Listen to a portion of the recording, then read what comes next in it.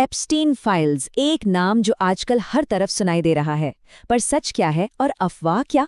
देखिए, ये सिर्फ एक लिस्ट नहीं है, बल्कि एक बहुत बड़ी और उलझी हुई कहानी है। चलिए इस पूरे मामले को परत दर परत समझते हैं और तथ्यों को अफवाहों से अलग करते हैं।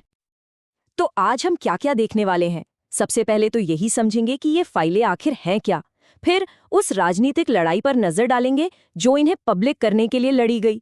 हम ये भी देखेंगे कि इन दस्तावेजों से क्या बड़े खुलासे हुए और हाँ, इनकी रिलीज की प्रक्रिया में क्या क्या गड़बड़ियां हुईं। और अंत में इसके ग्लोबल असर और उन बड़े सवालों को भी देखेंगे जिनका जवाब मिलना अभी बाकी है। तो चलिए शुरू करते हैं एकदम बुनियादी सवाल से। जब भी बात एप्स्टीन फाइल्स की होती है तो इसका असल में मतलब क्या है, ये समझना बहुत जरूरी है, क्योंकि यही इस पूरी कहानी का आधार है। देखिए, इसे सिर्फ एक लिस्ट समझ लेना ये एक बहुत बड़ी भूल होगी। ये असल में एफबीआई के पास मौजूद सबूतों का एक, कह सकते हैं, एक विशाल भंडार है जो जेफरी एप्स्टीन और उसके नेटवर्क की आपराधिक गतिविधियों का पूरा कच्चा चिट्ठा खोलता है। और इसका पैमाना कितना बड़ा है, इसका अंदाजा इस बात से लगाइए कि ये सारा डेटा 300 गीगाबाइट से भी ज्यादा का है। मतलब हजारों लाखों पन्ने।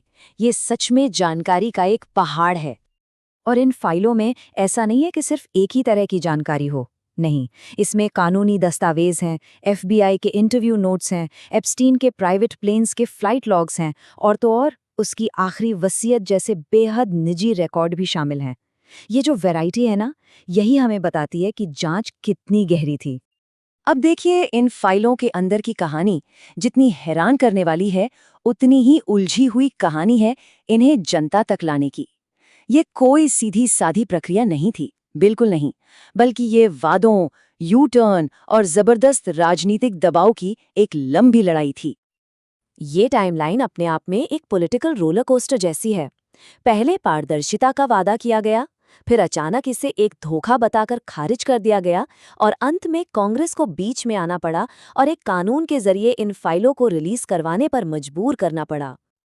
और ये जो पूरा यू टर्न था, उसका सबसे बड़ा सबूत था ये पब्लिक स्टेटमेंट।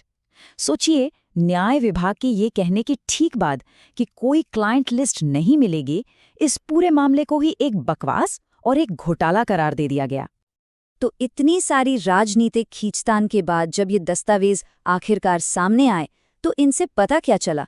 चलिए अब सीधे इन फाइलों के अंदर चलते हैं और कुछ सबसे बड़े खुलासों पर नजर डालते हैं। इन दस्तावेजों से पता चलता है कि शुरुआती जांच कितनी गहरी थी। 2007 के एक ड्राफ्ट में ही एप्स्टीन को देश से भागने का अत्यधिक खतरा, मतलब एक्सट्रीमली हाई फ्लाइट रिस्क बताया गया था, और एफबीआई उसके कई सहयोगियों पर भी नजर रखे हुए थी। गवाहों के बयानों से कुछ बहुत ही अजीब और परेशान करने वाली बातें भी सामने आईं। जैसे एक कर्मचारी ने एफबीआई को बताया कि उसके काम में इस्तेमाल किए गए कॉन्डम्स को फेंकना और एप्स्टीन के गद्दों के बीच एक बंदूक रखना तक शामिल था। ये उस दुनिया की एक बहुत ही भयानक तस्वीर दिखाता है। और इस मामले का दायरा सिर्फ अमेरिका तक ही नहीं था। इन फाइलों में ब्रिटिश सरकार के टॉप लेवल से लीक हुई सीक्रेट जानकारी भी मिली। मतलब इसका जाल अंतर्राष्ट्रीय स्तर पर फैला हुआ था। और ये भी देखिए, अपनी मौत से सिर्फ 2 दिन पहले एप्स्टीन ने एक ट्रस्ट साइन किया था जिसमें उसने अपनी करोड़ों की संपत्ति अपने सबसे करीबी लोगों के नाम कर दी थी। इसमें उसकी गर्लफ्रेंड, उसके वकील, अकाउंटेंट और यहाँ तक कि गिस्लेन मैक्सवेल का नाम भी था। अब विडंबना देखिए, जिस रिलीज का मकसद था पारदर्शिता लाना, वही अपने आप में एक बहुत बड़ी आपदा बन गई। फाइलों को जारी करने का जो तरीका था, वो कह सकते हैं गंभीर तकनीकी और नैतिक गलतियों से भरा हुआ था। और यहीं पर कहानी एक नया, बहुत ही चिंताजनक मोड़ लेती है। दस्तावेजों में क्या था, इससे ज्यादा जरूरी ये हो गया कि उन्हें रिलीज कैसे किया गया। ये प्रक्रिया अपने आप में एक बड़ी खबर बन गई। इस पूरी गड़बड़ी को पीड़ितों के एक वकील ने बहुत सटीक तरीके से समझाया।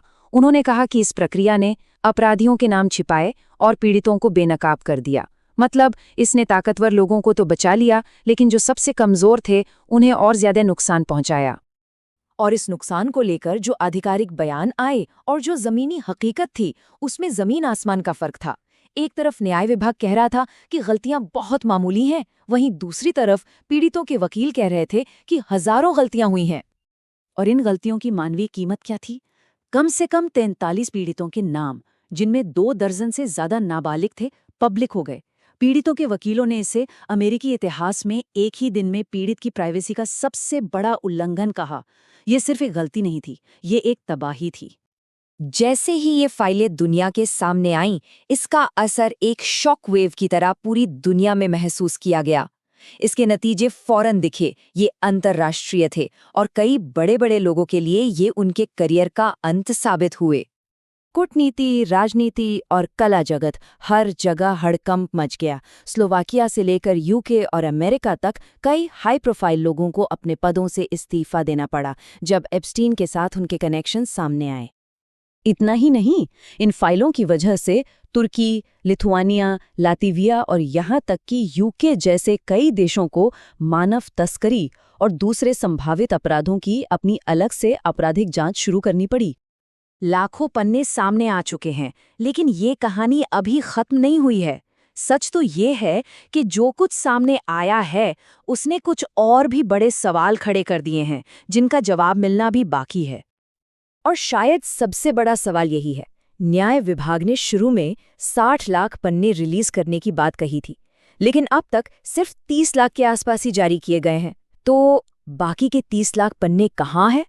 ये एक बहुत बड़ा सवाल है जिस पर विवाद बना हुआ है। और ये हमें आखिरी और सबसे बड़े सवाल पर लाकर छोड़ देता है।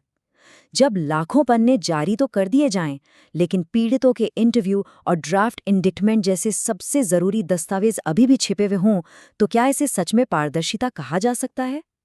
सच्चाई की इस खोज ने बहुत कुछ तो उजागर किया है, पर ऐसा लगता है कि सबसे बड़ा रहस्य अब भी पर्दे के पीछे ही है।